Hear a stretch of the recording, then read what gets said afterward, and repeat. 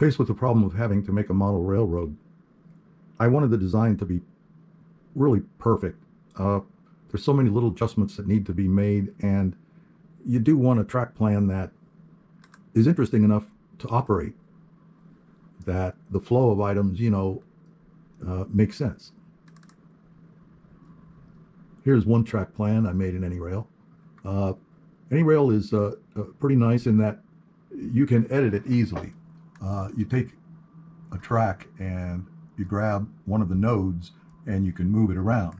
Also, there's a Bezier curve node associated so that you can adjust the angle of that track. So it's very flexible in the design sense, and also you can then visualize everything in 3 dimensions.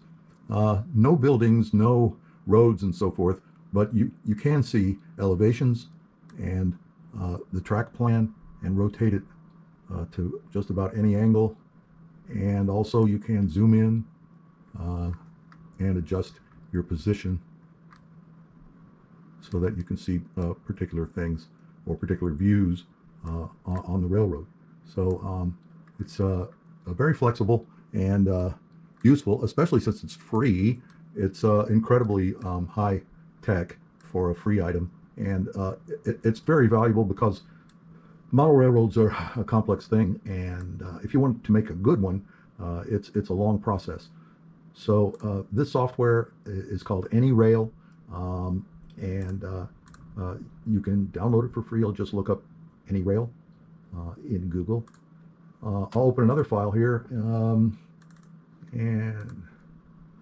we'll take a look.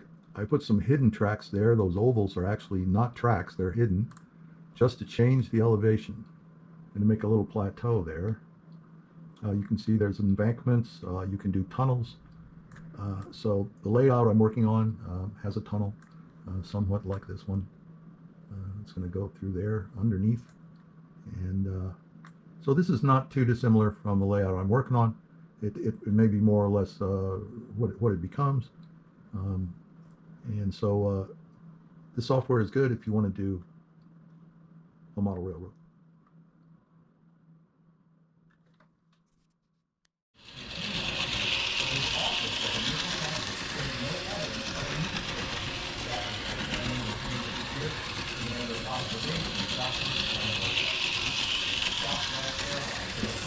Began to cancel nearly 17,000 flights during the December storm. The fiasco left crews in the wrong places and stranded more than 2 million customers over the holidays. Okay, so hey everybody, for a long time I wanted to build this table, and it's coming along. I built a railroad back in the 90s that was 10 feet by 6 feet HO scale, and it had 2 levels and over 130 feet of track, and it had too much track, and I had to learn a lot of lessons along the way, and that was a long time ago. But I've always wanted to make a coffee table version of a railroad, and so I've thrown this together.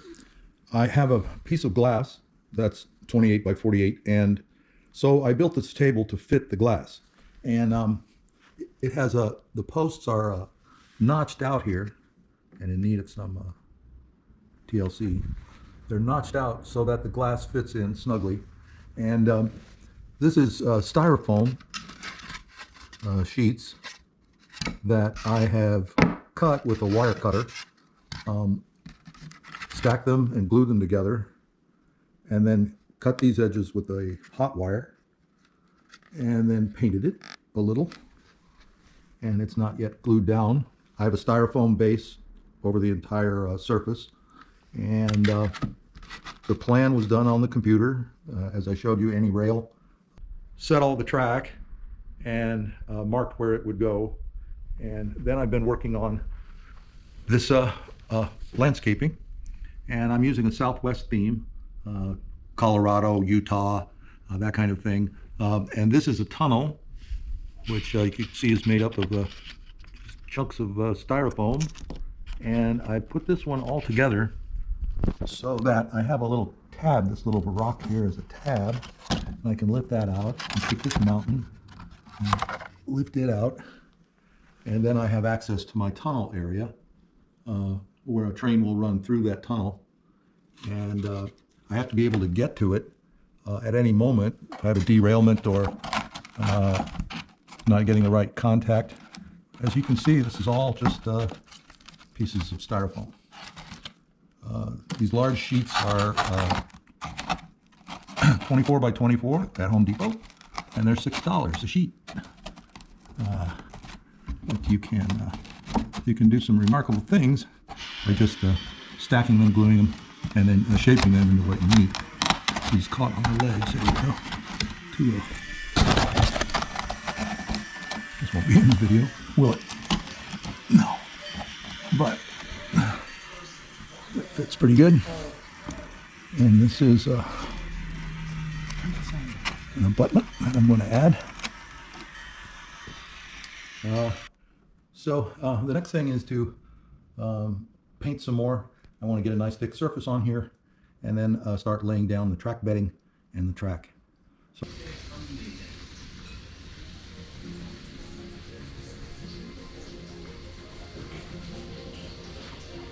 and here we spot something new to science. The waves seem to shiver